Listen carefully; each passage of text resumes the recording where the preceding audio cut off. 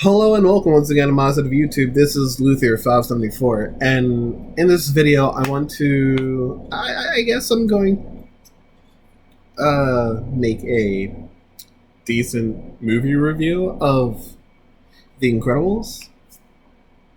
Now I'm not just doing The Incredibles, the first movie, but Incredibles, the second movie. So, on November 5th of 2004, The Incredibles came out. Now, all I can say is, within the movie Incredibles, it's all about superheroes everywhere.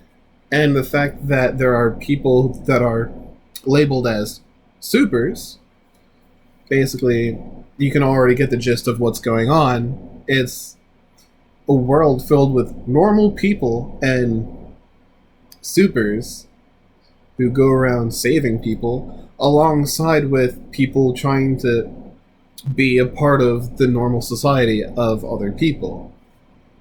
But most people normally go for either. Well, yeah, most people go for the fame. Some people use their uh,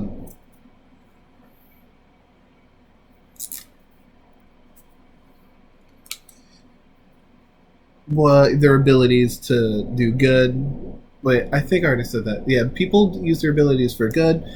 Um, Pull upon other duties such as incorporations, big job places, and whatnot. But yeah, moving on to the whole idea of the movie. It's focusing on a single family, Mr. Incredible and Elastigirl.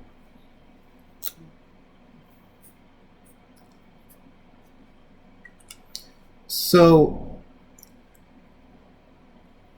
all, all I can say is the science of everything in, well, I guess the science and logic with genetics in the movie is just so out of whack.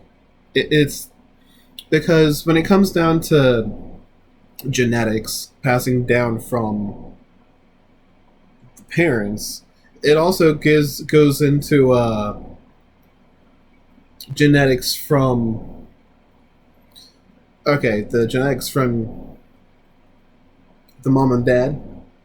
I'm just gonna say that's genetic A, and then genetic B is like going into like the history that went into creating genetic A. Like Mr. Incredible, he's super strength. Elastigirl, all about elasticity, being able to stretch out, become buoyant, making themselves buoyant so they can become afloat when it comes to water. This, no, yeah. I'm going into this. So they had kids. Dash was the boy. Super speed. I don't remember the name of the sister because I always mix it up with Elastigirl's actual name. So I think they called her Invisigirl or whatever. But either way, she can become invisible. He can run super fast, and then the baby pretty much just shows exactly how it works for a newborn child within this universe, within the movie. They have it so once you're a baby, you're undergoing so many, like, what's the word? You're undergoing a whole bunch of traits, abilities. You're either transforming, you're shooting lasers out of your eyes, you are able to breathe fire, creating portals, going into an astral dimension to just to hang out there and come back out into reality whenever you want. But I believe that the way things go within this universe, when it comes down to like within the movie, it's super random depending on what age you are and which super ability sticks with you when you're at a certain point within the movie. But either way, becoming superheroes, being supers, because of one person who tried to throw his life away, Mr. Incredible decided, I'm going to save this person. And then, in the process of saving him, he sues Mr. Incredible because he didn't want to be saved. Now, the whole idea of Mr. Incredible saving him, I would say it would have been better off having somebody else do it, because Mr. Incredible is nothing but strength and brawn. And when it comes down to catching somebody out of the air and then rolling into a building, that could easily lead to whiplash, like probably several fractures, maybe something bruised, a possible broken whatever on his body, bone. But either way, after that, they made it so it's illegal for supers to do a job that only a super could do. They can only let the police handle issues that couldn't be done by them unless they were a super. Now,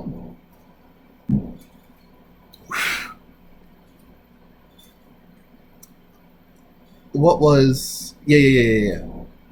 The whole idea of the movie is there are supers, there are heroes, and it suddenly became outlawed to be heroes even though you're a super, with nothing much else to do, if you have nothing much else to do with your life. Now, Mr. Incredible, the super strengthy dude, who is super strong and whatnot, he resigned himself to becoming a office man. I don't remember what Elastigirl did, but all I remember, the father, Mr. Incredible, wants to get himself into a situation where he can become who he really is, a hero. He wants to be a super. Now,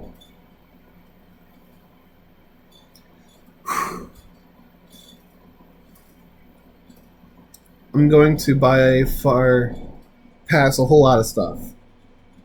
He meets someone. Somebody finds him. They talk about him possibly becoming a super and doing whatever it is that supers do. The wife, I believe Helen Parr? Or if that was Elastigirl's actual name, I don't remember Mr. Incredible's name either, so no need to worry. He is sent off to an island because there is a giant robot that has been killing supers. It was created to kill supers. Now, which is why the only supers around are this one family, and Frozone. I don't think there are any other supers within the show except for until the second movie. Now, before we go into the second movie, all I can say is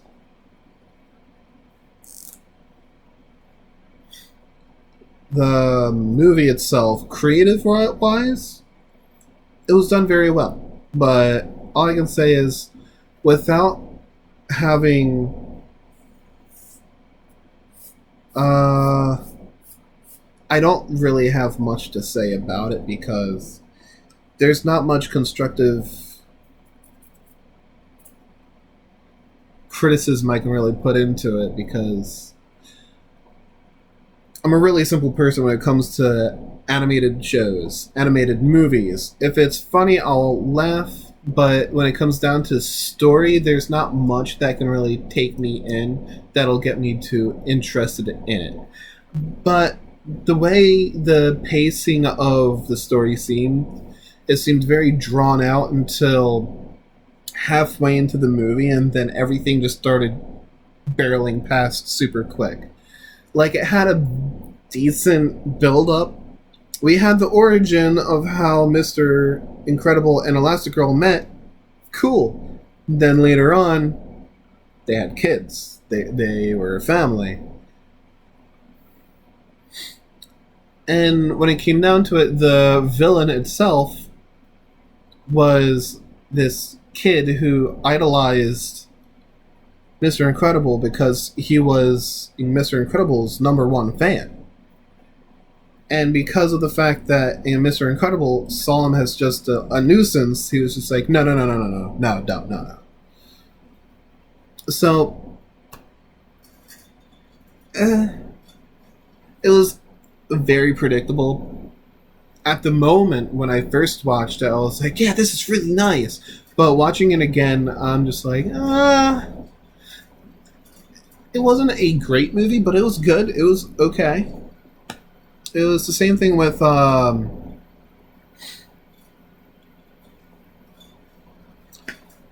gonna hold my tongue right there because I don't think I can really say anything else. Now, going into The Incredibles 2. Like I said, the first one came out November 5th of 2004. Now, the second one came out June 15th of 2018. So, wow, a huge jump. Now, there is something I want to pull out of a hat and say, hey, that's pretty cool. Apparently, the day they came out, November 5th of 2004, for the first movie, June 15th of 2018.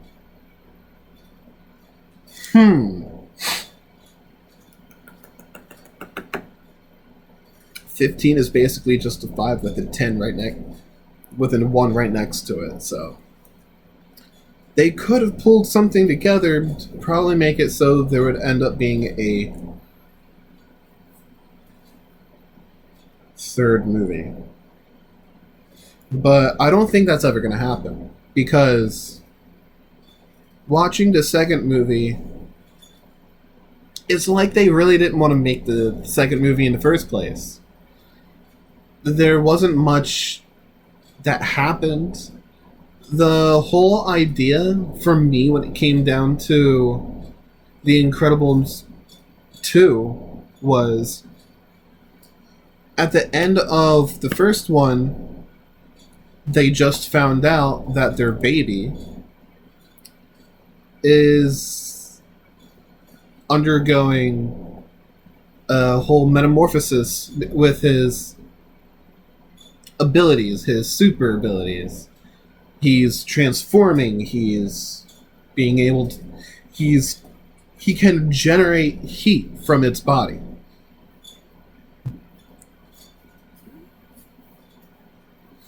And when it comes down to it, I thought they were going to get it. I thought they were going to expand on that a whole lot more, considering that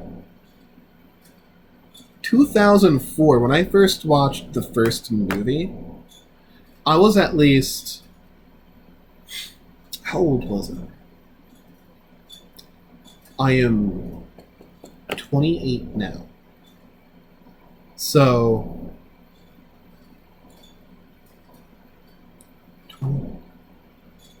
2004.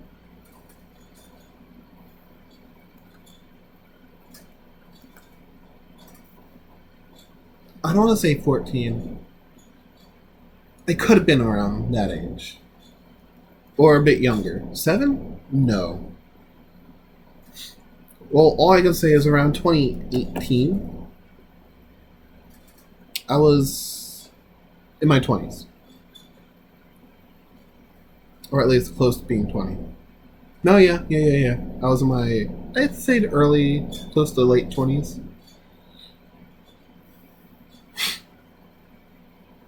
And because of that whole jump thing and how long it took for them to make it, I thought they were going to add in like, oh, because we haven't seen the movie in so long that the characters underwent a whole lot of time.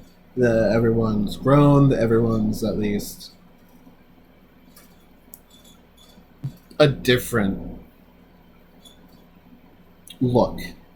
But no. Alright, so The Incredibles 2. It's basically saying, hey, Elastigirl has a whole bunch of opportunities to just jump in and do her thing. Since Incredibles 1, they had it so it was supposed to be just Mr. Incredible until the family came along to save him from the island. But it wasn't until they got back to... got off the island and they were in like a city that they were dealing with the robot and the villain. The second one was very didn't have much pace to it. It felt like it was super rushed. It was like they didn't want anything to do with it in the first place. So I can't really theorize why they would want to do something like that. Maybe because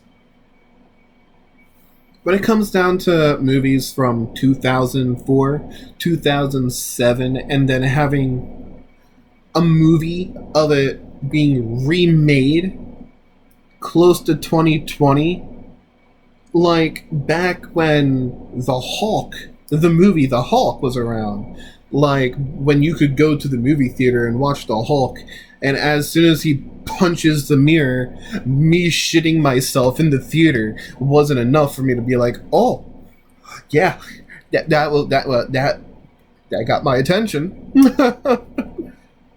But yeah, the movie itself, when it comes down to these remakes, it's almost as if they want nothing to do with making a remake of something. Like, we already made one movie, good, everybody loves it, let's not touch it and fuck it up so nobody thinks, hey, let's not watch this or buy any more of their products, items, marketables. Now, when it comes down to movies and selling items, they want to make a movie, and if it hits, they're going to try and make a marketable figurine, game. But when it comes down to it, a game needs a story. The movie had a story. Let's make a game of The Incredibles and make it the exact same story as it was in the movie. But when most games do stuff like that, They half-ass it, and then it's like, I don't think I like the game all that much. It's like they weren't true to the movie. But when it comes down to it, yeah, I'm repeating myself, but okay, so like I said, Elastigirl. The Incredibles 2 was Elastigirl's movie, and we were introduced to so many new supers, and I think some of them were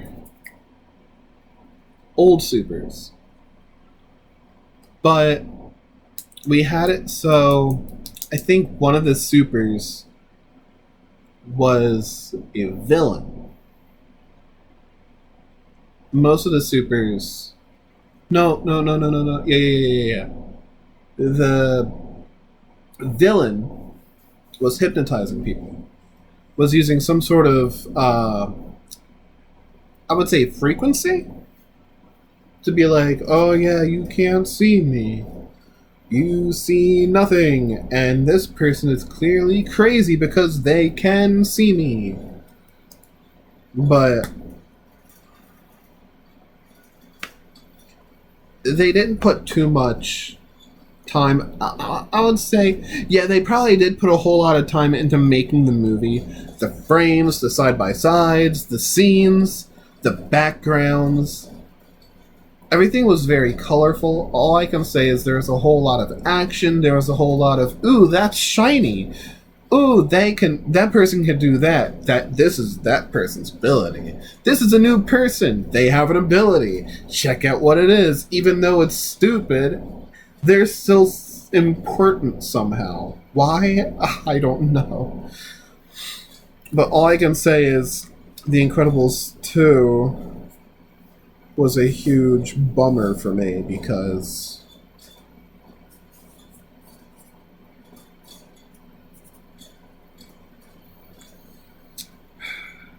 even though there was a story, that it wasn't a good story.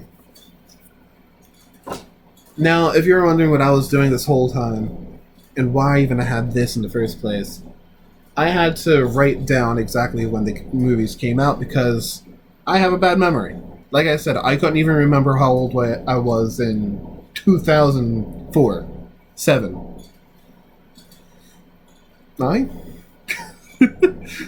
or 2018. I think I was at least 25. 25? Yeah, 25 in 2018. But yeah, this has been Luther 574, and I'll see you in the next video. This video has been 23 minutes long. If you've stuck around long enough to this point of the video, all I can say is congrats and thank you. But either way, this has been Luther 574, and if you enjoyed this video, I'd say give it a like. Put down in the comment section what kind of movie I should talk about, or if there's a different sort of video you would like me to make. But yeah, once again, I'll see you in the next video. Goodbye.